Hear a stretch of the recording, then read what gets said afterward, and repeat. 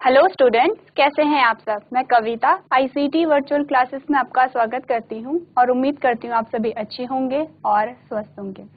So class, आज हम एक नया चैप्टर स्टार्ट करेंगे, that is chapter number 9, reproduction in animals, यानी कि जंतुओं में प्रजनन किस प्रकार से होता है। आज हम इस चैप्टर के बारे में पढ़ेंगे। तो हमारे लिए नया चैप्टर है, साथ ही क्या है, इंटरेस्टिंग चैप्टर है। इससे पहले हमने सेल के बारे में पढ़ा था, टोटली डिफरेंट था। हम क्या देख रहे थे, स्ट्रक्चर देख रहे थे कि किस प्रकार से वहां पे एक नए जीव का, एक नए ऑर्गेनिज्म का फॉर्मेशन हो रहा है। आज हम देखते हैं वहां पे हमने क्या देखा था कि किस प्रकार से वहां पे वृद्धि होती है एक सेल से, किस प्रकार से पूरा एक ऑर्गेनिज्म, पूरा एक जीव किस प्रकार से वो बनता है। आज हम देखेंगे कि किसी पुराने जीव से किसी नए जीव की उत्पत्ति किस प्रकार से होती है। तो सबसे पहले हम पढ़ेंगे प्रजनन के बारे में, जिसे हम रिप्रोडक्शन कहते हैं। उसके बाद हम जानेंगे प्रजनन कितने प्रकार का होता है। उसके बाद आप देखेंगे कि हर एक, जैसे कि अगर यहाँ पे प्रजनन की बात आई है तो पहले तो हम प्रजनन के बारे में जानेंगे। तो आप पाएंगे कि प्रजनन क्या एक प्रक्रिया है। अब जब प्रजनन एक प्रक्रिया है तो इस प्रक्रिया को करने के लिए यहाँ पे क्या होंगे, कुछ अंग होंगे, कुछ यहाँ पे क्या होंगे, कुछ ऐसी चीजें होंगी जो इस प्रोसेस को, जो इस प्रक्रिया को पूरी कर रही होंगी। फॉर एग्जाम्पल, हमने कहा हम डाइजेशन कर रहे हैं, हमारी बॉडी में क्या हो रहा है, डाइजेशन हो रहा है। तो डाइजेशन क्या है, एक प्रोसेस है, एक प्रक्रिया है। डाइजेशन में क्या होता है, अलग अलग ऑर्गन, अलग अलग अंग भाग लेते हैं और उस प्रोसेस को पूरी करते हैं। क्या क्या होते हैं, हमने कहा हमारे माउथ से लेके और हमारे इंटेस्टाइन तक जितने भी वहाँ पे पार्ट्स आते हैं वो सारे ही क्या हैं, डाइजेस्टिव यानी पाचक अंग हैं। और ये सारे पाचक अंग मिलके पाचन की प्रक्रिया को पूरा कर रहे हैं। उसी प्रकार से क्या होगा, अगर हम प्रजनन की बात कर रहे हैं तो यहाँ पे कुछ प्रजनन अंग भी होंगे, कुछ अंग मिलके क्या करेंगे, वहाँ पे प्रजनन की प्रक्रिया को पूरा करेंगे।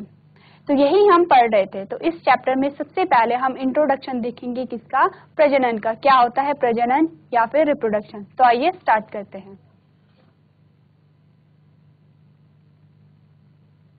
चलिए, तो डेफिनेशन पढ़ने से पहले हम जान लेते हैं कि प्रजनन या फिर रिप्रोडक्शन क्या होता है। सिंपली रिप्रोडक्शन क्या होता है, किसी भी जीव के द्वारा, किसी भी जीव के द्वारा अपने समान नई संतति उत्पन्न करने की जो प्रक्रिया होती है उसे हम क्या कहते हैं, प्रजनन कहते हैं। उसे हमने क्या कहा, प्रजनन कहा। क्या हुआ यहाँ पे, हमने कहा कोई भी ह्यूमन बीइंग था, कोई मनुष्य था, मनुष्य ने अपने ही समान एक नए जीव का वहाँ पे क्या, एक नए जीव की उत्पत्ति की, एक नए मनुष्य का वहाँ पे क्या किया, नए मनुष्य की क्या की उत्पत्ति की, नए जीव का फॉर्मेशन हो रहा है। सेम वैसे ही हमने क्या देखा, आपने अपने घरों में गाय देखी होंगी। गाय क्या करता है, अपने ही समान जीव का फॉर्मेशन करता है, अपने ही समान जीव का निर्माण करता है। और वैसे ही आपने सारे जितने भी जीव जंतु आपने देखे होंगे।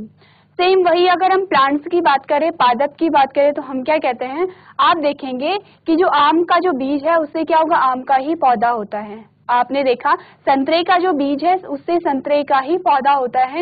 यानी क्या हो रहा है, अपने ही समान संतति यहाँ पे उत्पन्न हो रही है। बहुत सारी यहाँ पे स्पीशीज होती है।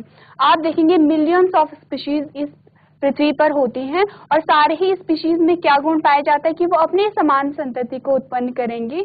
यानी कि यहाँ पे क्या होगा, ऐसा नहीं होगा कि अगर हम यहाँ पे देखें कि संतरे के बीज को आपने बोया तो वहाँ पे आम का पौधा उग रहा है, ऐसा नहीं होता है। क्या होता है, संतरे के बीज से संतरे का पौधा ही उगेगा, आम के बीज से आम का पौधा ही उगेगा।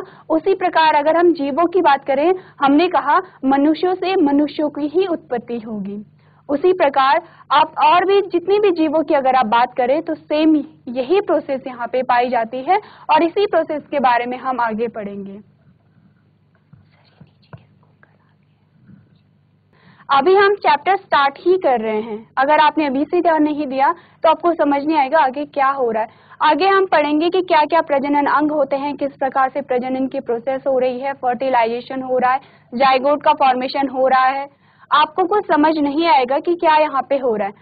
तो मैंने आपको क्या बताया था, हम प्रजनन की, अच्छा एक और बात, आपको क्या करनी है, अपनी बुक भी सामने रखनी है और कॉपी को भी सामने रखना है। जब आपको कहा जाए आपको नोट करना है, आपको प्रॉपर नोट करना है।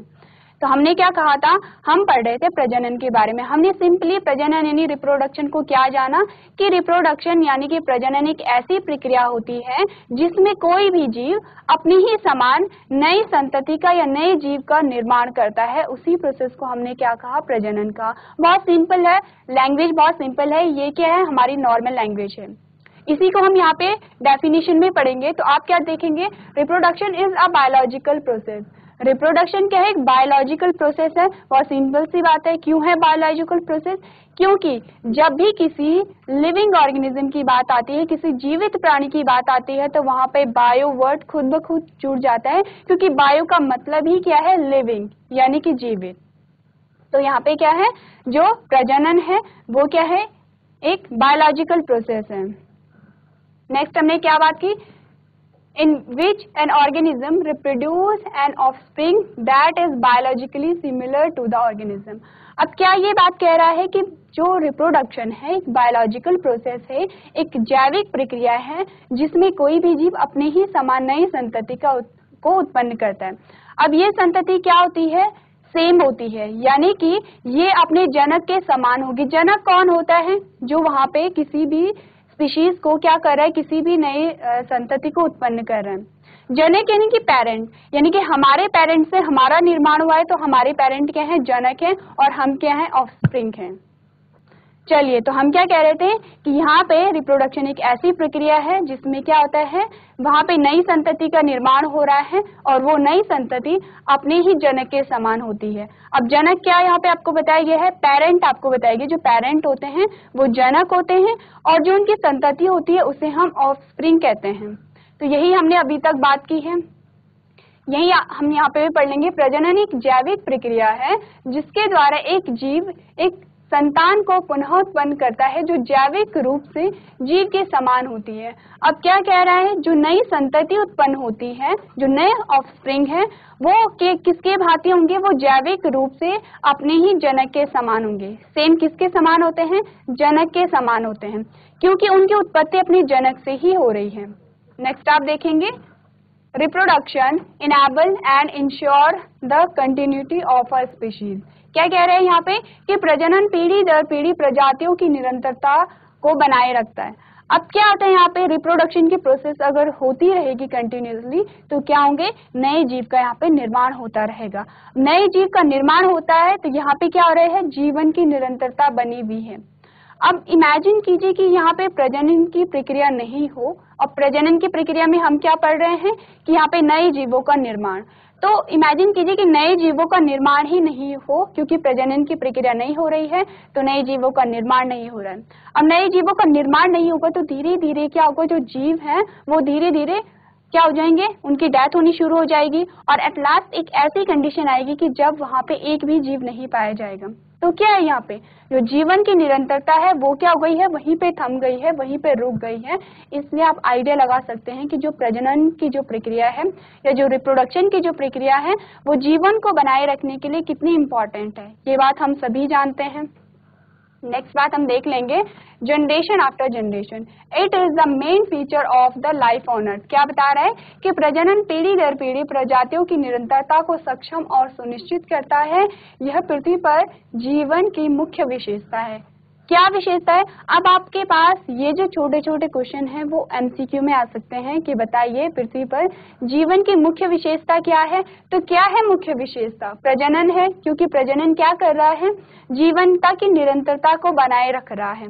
अब हमें ये पता है, हमने ये जान लिया है कि प्रजनन क्या होता है, तो हम ये भी जान रहे हैं कि अगर प्रजनन की प्रोसेस वहाँ पे नहीं हो रही है तो वहाँ पे क्या होगा, नए जीवों का निर्माण नहीं होगा। अब इसमें सारे ही जीव आते हैं, चाहे आप पादपों की बात करें, चाहे आप जीवों की बात करें। अगर आप पादपों के एस्पेक्ट में देखोगे, अगर वहाँ पे क्या हो, प्रजनन की प्रक्रिया नहीं हो, तो नए पौधे का विकास नहीं होगा।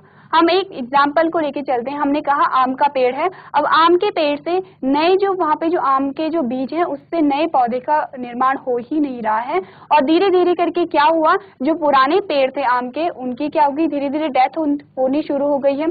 क्योंकि अब होता है ना, जो पेड़ है जैसे जैसे उसकी एज बढ़ती है वैसे वैसे क्या है, पेड़ जैसे बूढ़ा होता है धीरे धीरे उसकी डेथ होनी शुरू हो जाती है।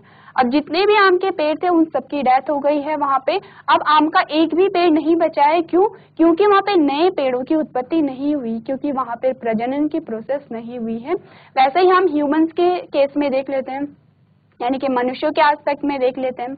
अब यहाँ पे प्रजनन की प्रक्रिया नहीं हुई, किसी भी नए मनुष्य का निर्माण नहीं हुआ, और जितने मनुष्य थे धीरे धीरे उनकी मृत्यु हो गई, क्योंकि आप देखते हो कि मृत्यु होना एक स्वाभाविक गुण है। अब जब मृत्यु हुई, नए मनुष्यों का निर्माण नहीं हुआ, तो वहां पे क्या है, जो जीवन है अब वो समाप्त हो गया है। तो इसीलिए कहा जाता है कि जीवन को बनाए रखने के लिए, जीवन की निरंतरता के लिए रिप्रोडक्शन यानी कि प्रजनन बहुत महत्वपूर्ण प्रोसेस है। तो सबसे पहले आप प्रजनन की जो प्रक्रिया है, प्रोसेस है, उसकी डेफिनेशन को अपनी बुक में नोट करेंगे। उसके बाद हम जानेंगे कि प्रजनन कितने प्रकार का होता है। अब हम इस बेसिस पे देखेंगे, जब हम प्रजनन के बारे में पढ़ेंगे तब हम देखेंगे कि यहाँ पे संतति के भी प्रकार होते हैं। यानी प्रजनन के बेस पे जो संतति हो रही है, जब प्रजनन के बाद जो संतति बन रही है, संतति क्या है? हमने कहा हमारे जो पेरेंट्स हैं वो क्या है, जनक है, और हम उनकी संतति हैं, यानी कि ऑफस्प्रिंग है। तो यहाँ पे संतति भी क्या होती है, अलग अलग प्रकार की होती है प्रजनन के बेस पे। तो सबसे पहले आपको ये डेफिनेशन नोट करनी है।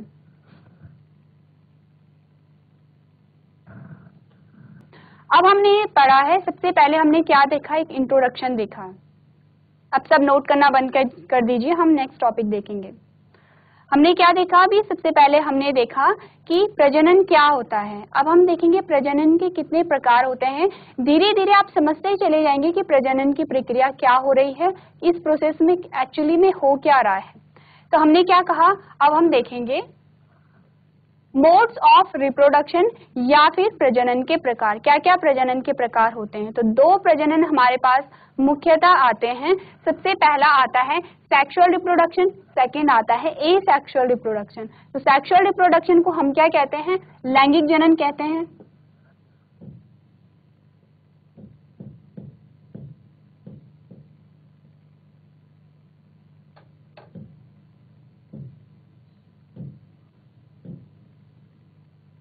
और एसेक्सुअल रिप्रोडक्शन को हम कहते हैं अलैंगिक जनन।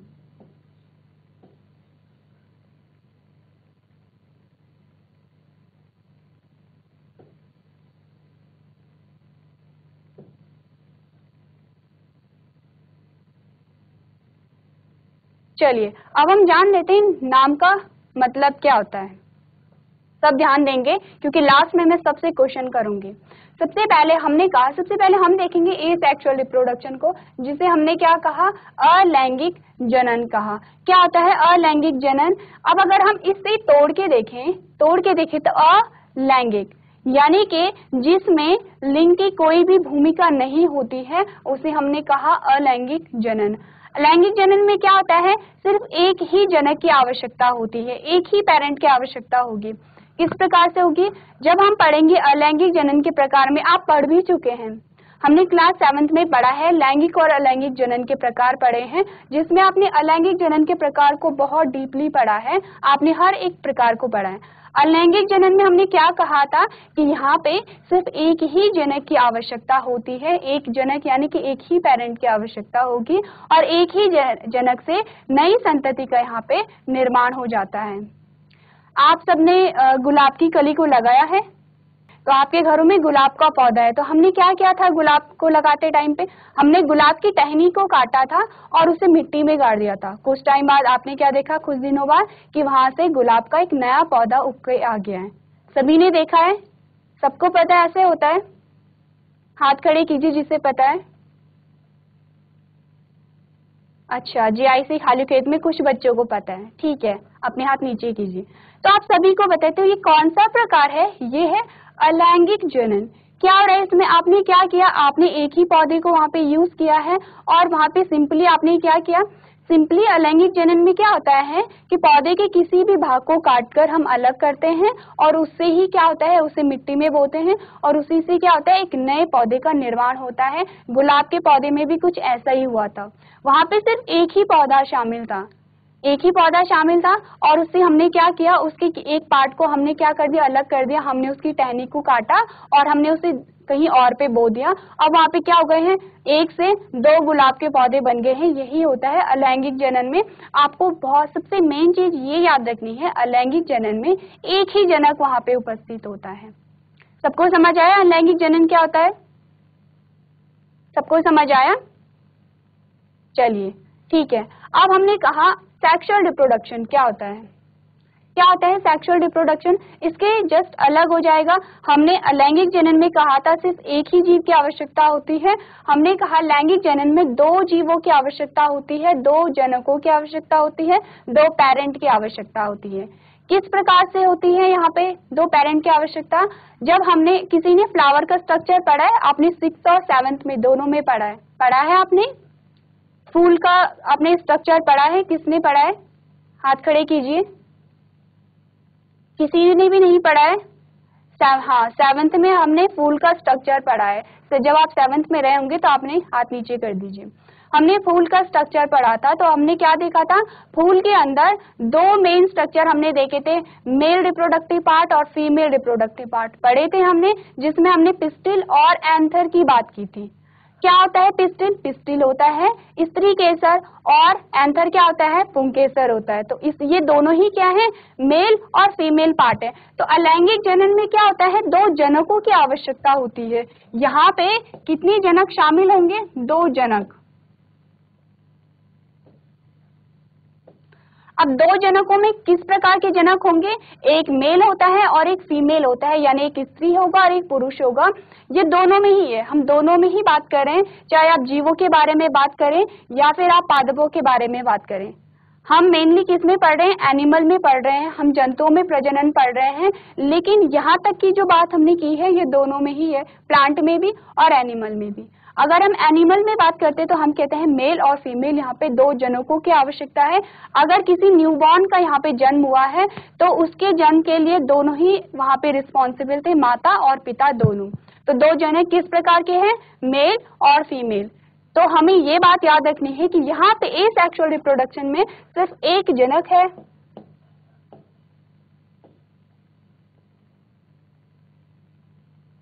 अब एक जनक है तो वो कोई भी हो सकता है। हम यहाँ पे प्लांट के बारे में बात कर रहे हैं जब एक जनक की बात आती है। जब एनिमल की बात आती है तो यहाँ पे एनिमल में सेक्सुअल रिप्रोडक्शन पाया जाता है, 2 जनक वहाँ पे होंगे, एक मेल होगा और एक फीमेल होगा। तो क्यों यहाँ पे 2 जनकों की आवश्यकता होती है? क्यों होती है? क्योंकि ये होता है, हमने पढ़ा था कि यहाँ पे 2 गैमीट बनेंगे, एक गैमीट बनेगा मेल से और एक फीमेल से, यानी कि एक सेल आएगी मेल से और एक सेल आएगी फीमेल से। दोनों सेल का जब फ्यूजन होता है तो उसे हमने फर्टिलाइजेशन कहा था। फर्टिलाइजेशन के बाद जाइगोट का फॉर्मेशन हुआ था। अब जाइगोट क्या है? सिंगल सेल है, एक सेल है। अब जाइगोट से ही पूरी ही वहाँ पे जो एनिमल बॉडी है उसका फॉर्मेशन होगा। यही बात हमने सेल में पढ़ी थी। हमने क्या कहा था? एक सेल से वहाँ पे पूरी बॉडी का फॉर्मेशन हो रहा है। तो यहाँ पे क्या है? 2 अलग अलग गैमीट थे, फ्यूज हुए, वहाँ पे उन्होंने जाइगोट का फॉर्मेशन किया और अब उसी जाइगोट से पूरी ही बॉडी का फॉर्मेशन होगा। चाहे हम अपनी बात करें, मनुष्यों में भी ऐसे ही होता है, एक मेल और एक फीमेल गैमेट का फ्यूजन होता है, जाइगोट का फॉर्मेशन होता है, उसी से पूरी बॉडी का वहाँ पे डेवलपमेंट होगा, यानी कि वृद्धि होगी।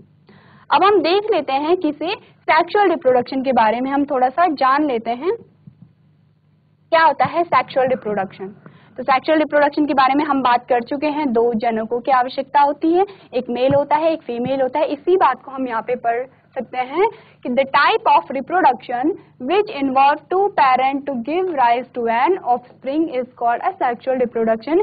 ये भी यही कह रहा है कि सेक्सुअल रिप्रोडक्शन में क्या होता है? 2 जनकों की आवश्यकता होती है, 2 पेरेंट होते हैं और वहां पे वो एक नई संतति को उत्पन्न करते हैं। नेक्स्ट आप देखेंगे, the male and female have a different reproductive part और ऑर्गन।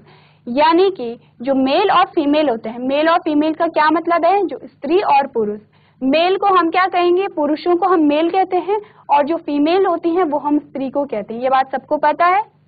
सबको पता है ना? क्योंकि हम मेल और फीमेल ही यहाँ पे यूज करेंगे, ये वर्ड्स ही हम यहाँ पे यूज करेंगे, इसलिए आपको पहले से पता होना चाहिए कि मेल क्या होता है और फीमेल क्या होता है। तो ये कह रहे हैं कि मेल और फीमेल में जो रिप्रोडक्टिव पार्ट होते हैं, जो प्रजनन अंग होते हैं, वो भिन्न भिन्न होते हैं। जब हमने फूल में प्रजनन अंग पढ़े थे तो क्या क्या था वहाँ पे? पिस्टिल और एंथर था, जिसे हम स्त्री केसर और पुंकेसर कह रहे थे। अब हम एनिमल्स में बात कर रहे हैं, यानी कि हम जीवों में बात कर रहे हैं कि मेल और फीमेल में अलग अलग यहाँ पे क्या होंगे? जो रिप्रोडक्टिव पार्ट अलग अलग होंगे। नेक्स्ट आप देखेंगे, these organs produce the male and female gamete. ये क्या बता रहा है कि जो मेल रिप्रोडक्टिव ऑर्गन होगा यानी कि जो मेल प्रजनन अंग होंगे वो मेल गैमेट को प्रोड्यूस करेंगे, मेल गैमेट को बनाएंगे, और जो फीमेल प्रजनन अंग होंगे वो क्या करेंगे, फीमेल गैमेट को बनाएंगे, which fuse together to form offspring. यानी कि मेल और फीमेल गैमेट फ्यूज होती है या संलयित होती है, वहां पे जाइगोट का फॉर्मेशन होगा, उससे ऑफस्प्रिंग का निर्माण होगा यानी कि संतति का निर्माण होगा। नेक्स्ट आप देखेंगे genetic information from both parents is inherited. Genetic information क्या होती है, हमने कहा एक मेल से आ रही है एक फीमेल से आ रही है, हमने क्या कहा, फॉर एग्जाम्पल ये क्या है, मेल है और ये फीमेल है। अब एक सेल इससे आई और एक सेल इससे आई, ये दोनों फ्यूज होके अब यहाँ पे इसने एक सेल का यहाँ पे निर्माण कर दिया है जिसे हम जाइगोट कह रहे हैं। तो इस जाइगोट में क्या होगा, इसके भी गुण आएंगे, यानी कि ये क्या है, पिता है, और ये क्या है, माता, और ये क्या है, इनकी संतान है।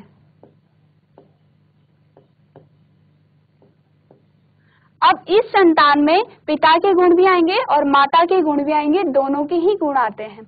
आप भी जब भी आपको कोई दिखता होगा तो आपने ये बार बार सुना होगा कि आप कुछ कुछ अपने माता जैसे दिखते हो, कुछ कुछ अपने पिता जैसे दिखते हो। ऐसा होता है कि कोई कहता है आपकी नाक आपके पापा जैसी है या आपकी आंखें आपकी माता जैसी हैं। क्यों होता है, क्योंकि आधे गुण पिता से आ रहे हैं और आधे माता से आ रहे हैं। इसी को हम यहाँ पे क्या कह रहे हैं कि जो जेनेटिक इंफॉर्मेशन होती है वो दोनों से ही आती है, माता और पिता दोनों से ही आएगी। एग्जाम्पल पे यहाँ पे क्या है, ह्यूमंस यानी मनुष्य का एग्जाम्पल दिया गया है कि मनुष्य में किस प्रकार का रिप्रोडक्शन पाया जाता है, सेक्सुअल रिप्रोडक्शन यानी कि लैंगिक जनन। अब आपने क्या करना है, लैंगिक जनन की डेफिनेशन को इसे नोट करना है।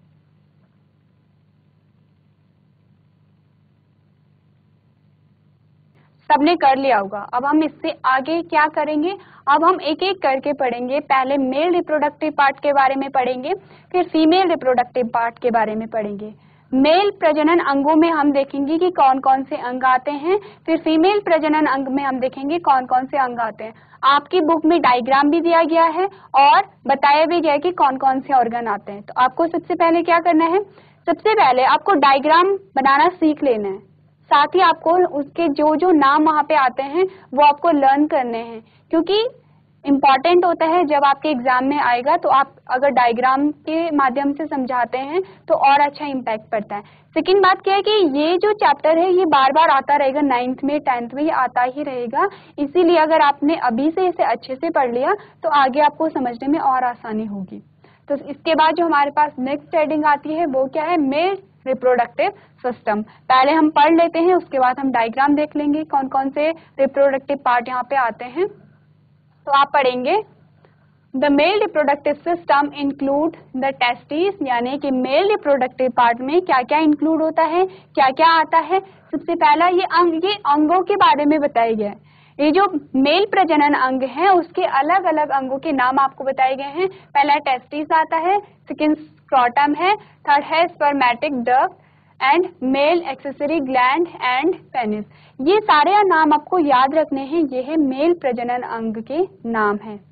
ओके, नेक्स्ट आप पढ़ेंगे all these organs work together to produce, यानी कि ये सारे ही अंग आपस में क्या करते हैं, आपस में काम करते हैं, मिलजुल कर काम करते हैं। और क्या क्या काम करते हैं, ये तो स्पर्म का फॉर्मेशन करेंगे, द मेल गैमेट यानी मेल गैमेट का फॉर्मेशन करेंगे। जिस मेल गैमेट की अभी हमने बात की थी, किसकी बात की थी हमने, इस गैमेट की बात की थी। ये क्या है, गैमेट है, इस जो जी से मैं इंडिकेट कर रही हूँ गैमेट है।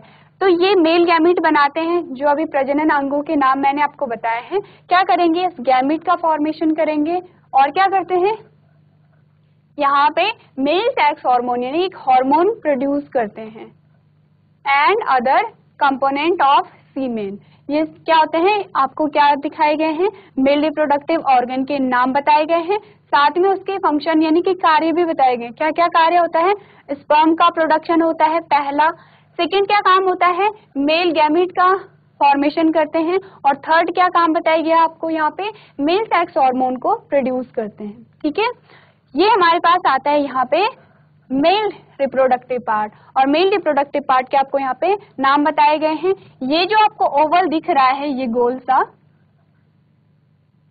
ये जो ओवल आपको दिख रहा है इसे हम कहते हैं टेस्टिस।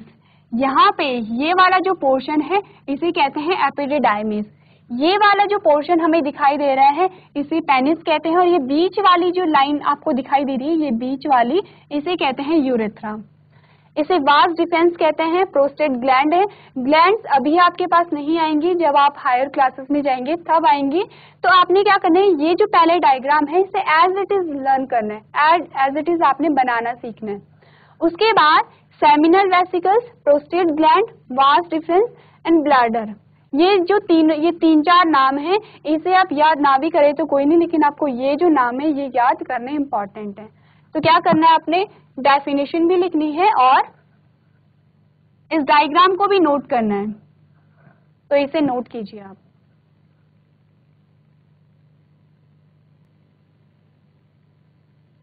सो क्लास, आज हमने पढ़ा है रिप्रोडक्शन के बारे में। हमने रिप्रोडक्शन का जनरल इंट्रोडक्शन देखा, उसके टाइप देखे, उसमें हमने सेक्सुअल रिप्रोडक्शन को स्टार्ट कर लिया है।